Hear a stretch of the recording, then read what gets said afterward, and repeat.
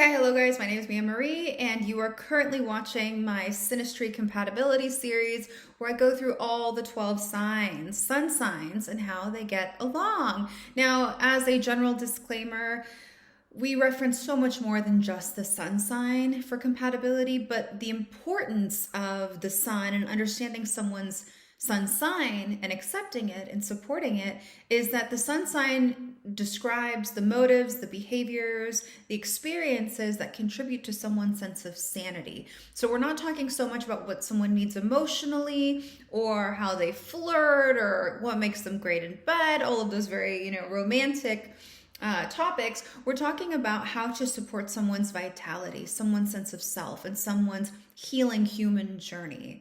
So keep in mind that this is just a gentle introduction, and you can get so much more by booking a session with me or another fantastic astrologer. I hope you enjoy.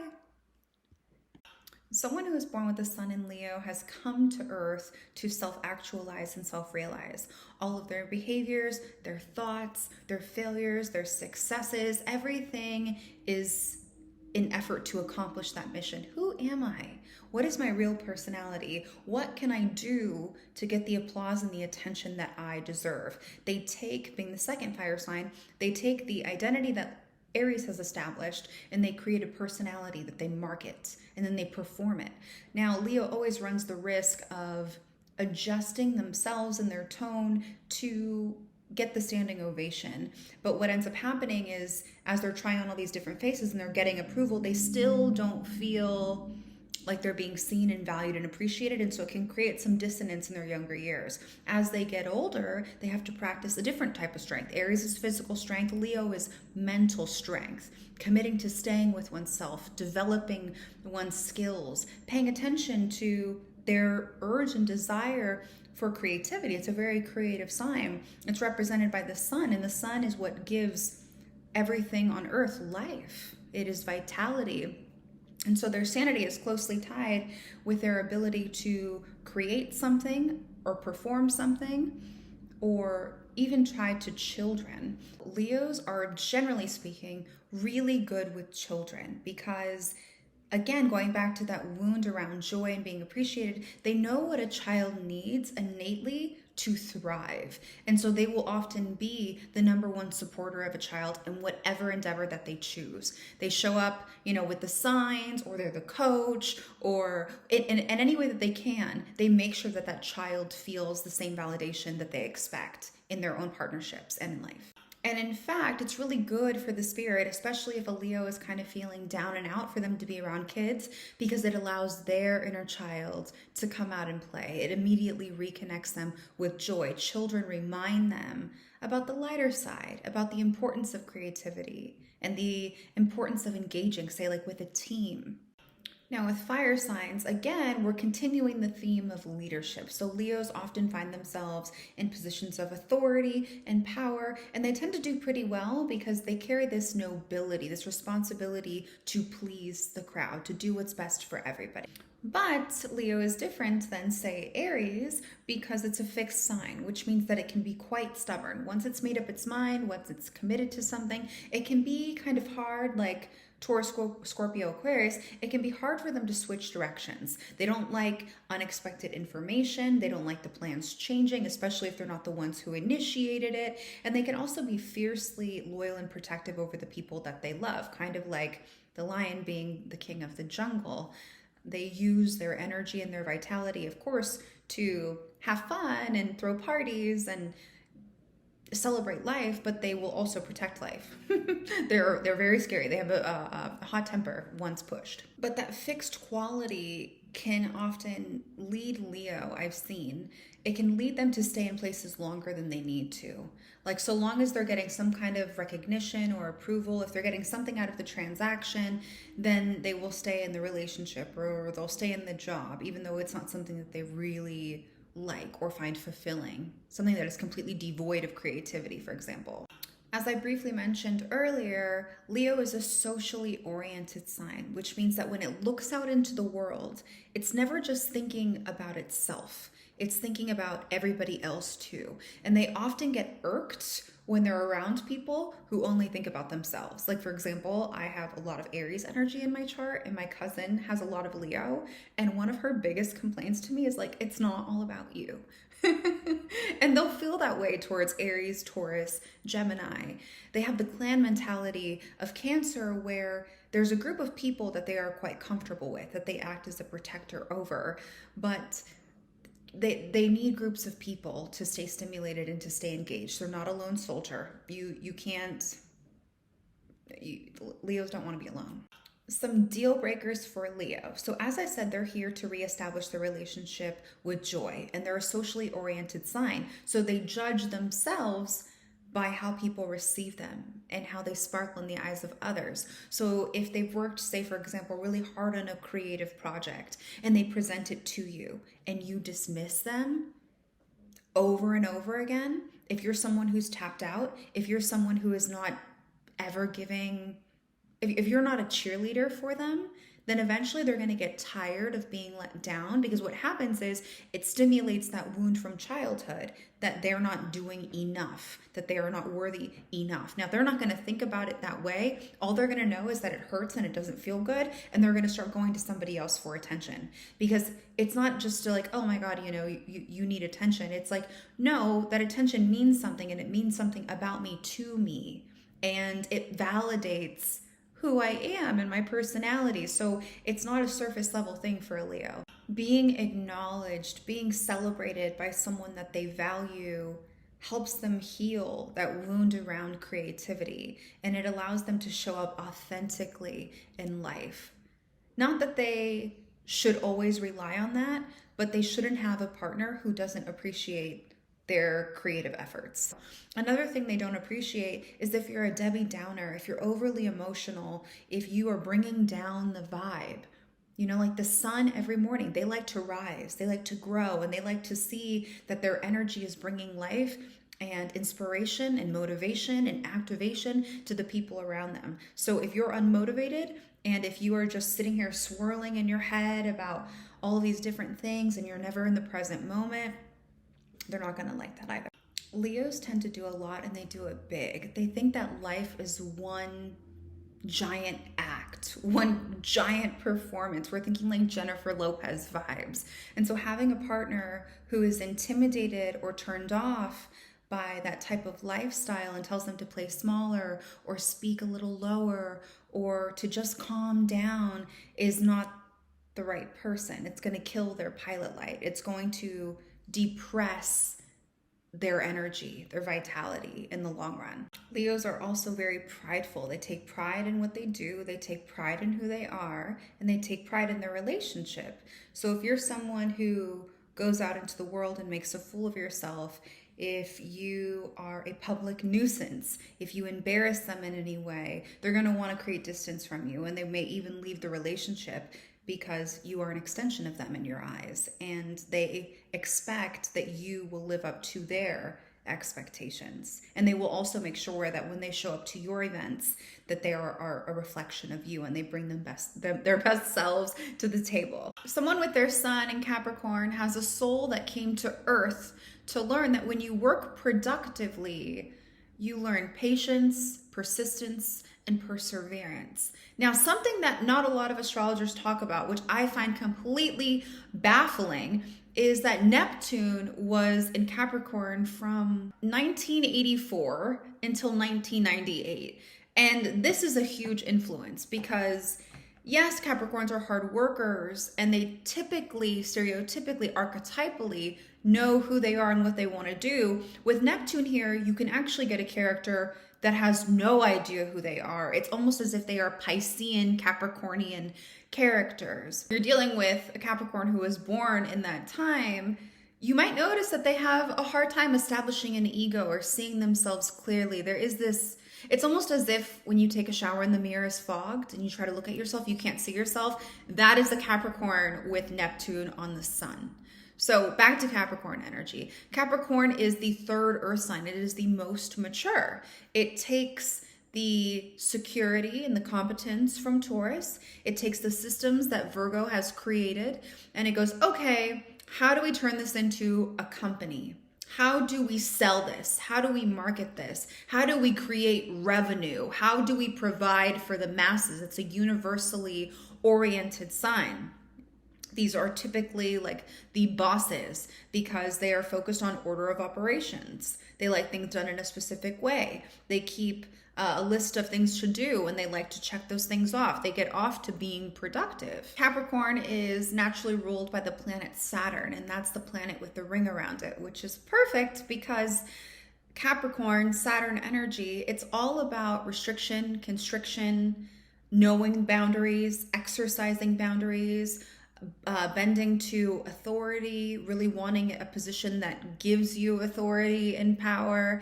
And so oftentimes what you'll find with these people is it's hard for them to play and have fun, to experience joy, because if you're playing around all day, you're not going to be as productive, right? It goes against their motive to be persistent and patient and to persevere against all odds. It's thinking the long haul. What are the decisions that I can make every single day that will turn my life into a legacy? What is my great work?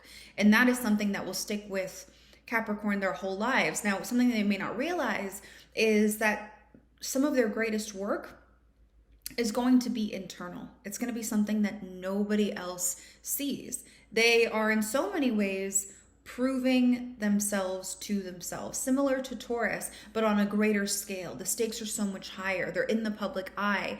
And along with that, they care a lot about how other people view them. They want to come off as professional and polished. They like their clothes like iron. They like neutrals, or they just like to give the look like they are all about their business. And if they don't, you can tell depression has many correlations with Saturn energy or Capricorn energy. And so that's their default. And when they're depressed, it's their body trying to scream at them like, this isn't working. This ego that you are working to accomplish. And as a preface, or for clarification, I don't demonize the ego. I think that everyone has one and it must serve a purpose, and the ego is trainable. That's the beauty. You can always train your ego to be in service to your soul. So I'm not slamming egos. Depression is always a call from the soul, and it's saying, I don't want to be this character anymore. I don't want to live this life anymore. I'm tapping out. And when you have that perspective, when you have that awareness, then you're able to adjust your schedule. And it will be something that you have to manage on the outside. And then as you do it, as you start moving your body through the adjustment in your schedule, you'll start to reconnect with yourself, or Capricorn will start to reconnect with themselves. It will also manifest by their habits and their behaviors. When they're not working, they'll work until they're exhausted, and then they'll come home and they'll want to drink or they'll want to smoke. They just want out. Okay, so Capricorns in relationships specifically, it is a duty. It is something that is similar to a job. They want to show up, and they want to show up every day, and they expect that you're going to show up every day. And more than that, they will exercise their own restrictions and expectations onto you. They want you to get on board with their schedule. They are a leadership sign. They're a cardinal sign. And so you will find that they really take you under their wing, and they want you guys to excel together. In my personal experience, I've found that Capricorn does appreciate partnership, but it doesn't do the flings. It wants marriage. It wants kids. It wants the earthly representations of accomplishment. They are reliable. They are consistent. They are on top of it. They're on top of what you're doing, what you're not doing, what you should be doing. And they have an eye for things that are flawed, and they'll point it out to you.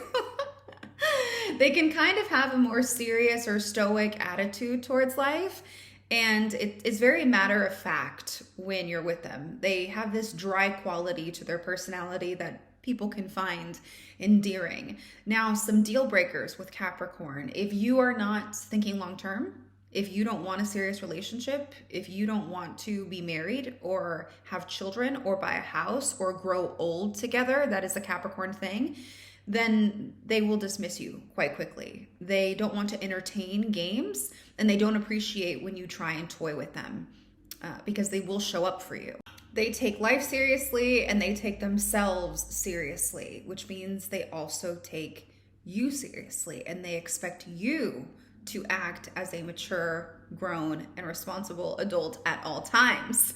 Now, if you're someone who's a little bit more spontaneous, like for example, in my personal experience with Capricorn, I like to do things on a whim. I can't stand a plan. I like just putting myself out there and having a fun time, watching where life takes me. If you have that type of an attitude, they are going to contract.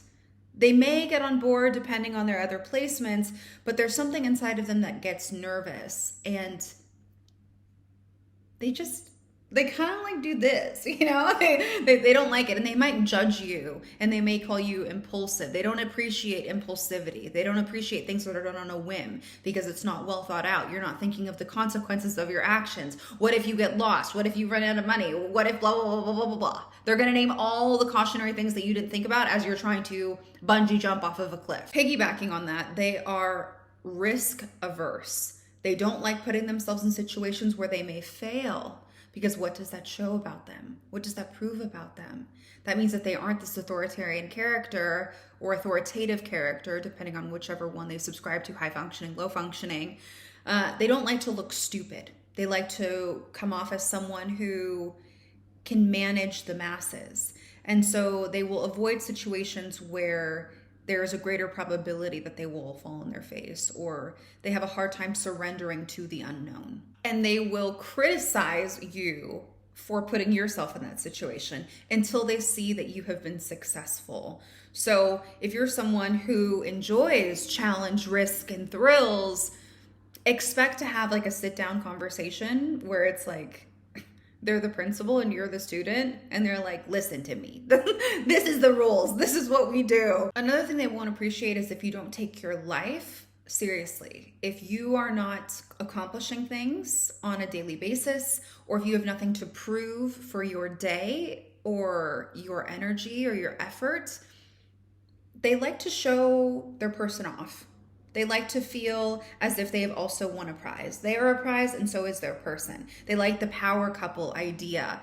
And so if you are a little bit, if you're not as ambitious, or if your ambitions don't yield material, again, representations of success and accomplishment, they're not going to gravitate towards you. But all in all, they're about their business. And if you are with them, then you are their business. So they're focused on the long term. They want commitment. They will show up for you. They will want to provide for you. They will want to make you feel like your relationship is stable and your home space is stable, and you guys can do whatever you like because you have the funds in the bank. Sun in Leo, Sun in Capricorn. This is yet another interesting relationship.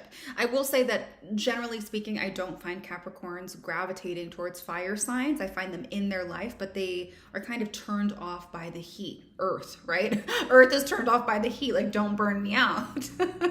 Don't run me over. But specifically, Leo is a socially oriented sign. And Capricorn is a universally oriented sign. So you guys are seeing the world differently. Leo is like, oh, what is this person doing? It's putting on performances all the time. It's wanting to sing, dance, have a good time, get the applause and the attention and the affirmations that it deserves. Someone who is here with Leo placements, any kind of Leo placements, especially if you have a Leo stellium or heavy fifth house energy, your soul at one point in time, be it earlier in this life or in a past life, if you believe in that, you were detached from joy. And that's why that attention feels so good to you, because you lost it for a little bit. And so I think that there's a part of Leo that on an unconscious level feels a little bit comfortable around a Capricorn, because Capricorn also has issues around experiencing joy.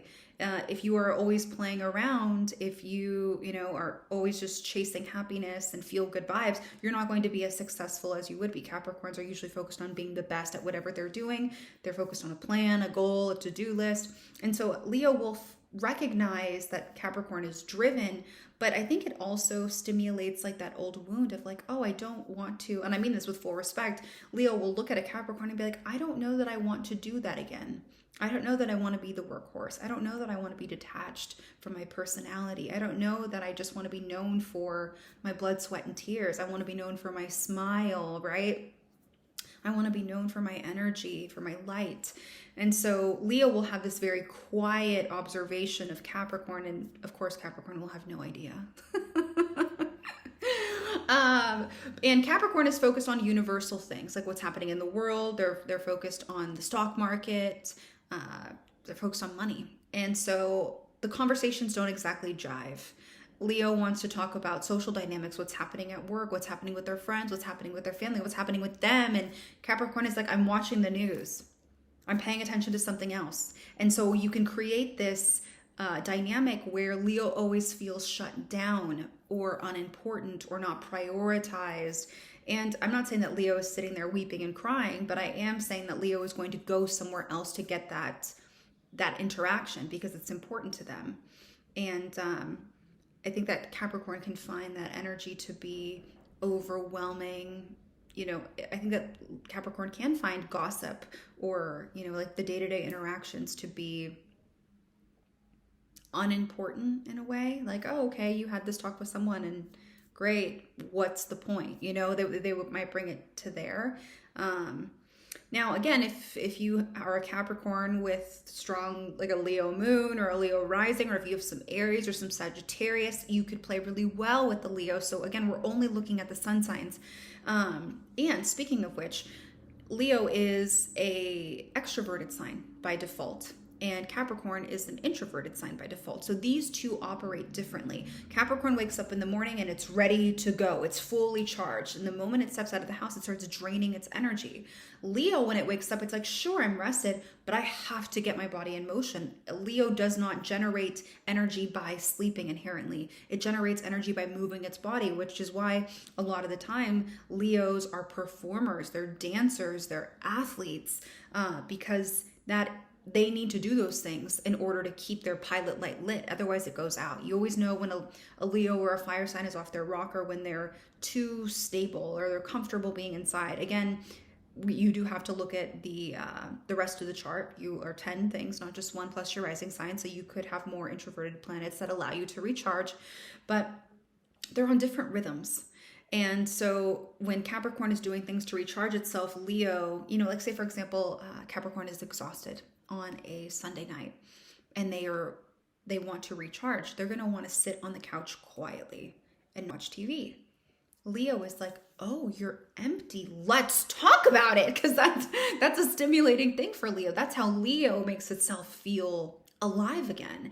And if you guys don't understand how the energetics are working, it can create this environment of like Capricorn's grumpy, which, you know, they can be. They're a little stoic.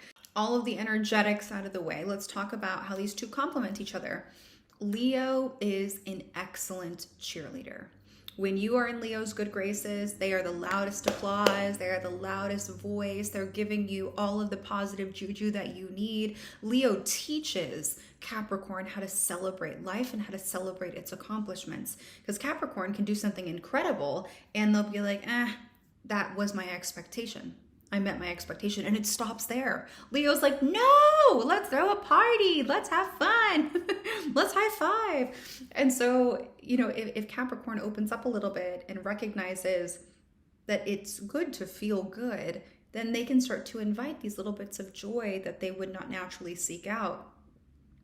Now, Capricorn and Leo, Capricorn can help Leo because it knows boundaries. And it doesn't like to play lower level games. And so Leo can often find itself in social situations where the drama is high. You know, like he said this, she said this, they're doing that. They get caught up in the social dynamics. And it does, in so many ways, burn a Leo out. And Leo is very aware of negative energies. And if it's not mindful, it will bathe in that negative energy. And it sticks to the skin of a Leo. And so Capricorn will hear one word of it and be like, no, absolutely not. Those people are trash and you are, you know, you should not be hanging out with them. You should not be engaging in those conversations. And it gives Leo a different type of authority because Leo is naturally a leader. It's a lion. It will roar. It knows how to protect itself. But Capricorn is like, you don't even have to put yourself in that situation where you have to protect yourself. You don't even have to raise your voice. It's a simple decision, you know? Don't put yourself in a space where you could get hurt or where you would have to defend yourself, which is nice. And so Leo learns a different kind of power in choice versus power in presence.